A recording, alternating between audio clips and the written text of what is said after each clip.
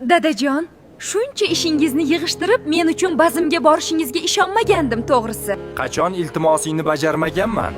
Seni haqorat qilishlarga qanday yo'l qo'yding o'zi? Haqoratlandim deb hisoblamayman. Asosiysi bu Mariya va dugonalari uchun katta dars bo'ldi. Mariya, Elizadan kechirim so'rashing kerak.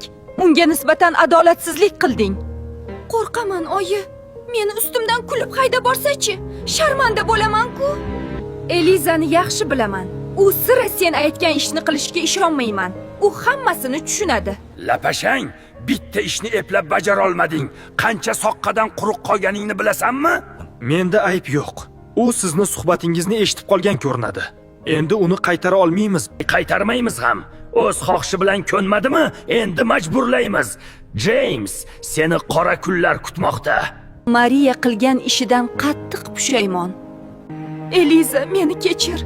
Sen haqiqiy James Jackni qizi ekanliging hatto tushimga ham kirmagan edi. Oldingda aybdorman.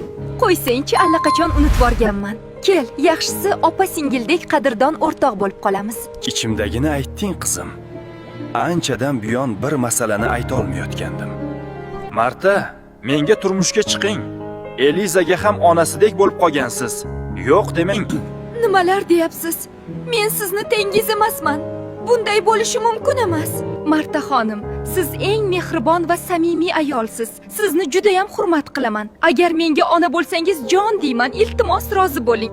Nima ham derdim, farzandlarimiz rozi bo'lsa bas.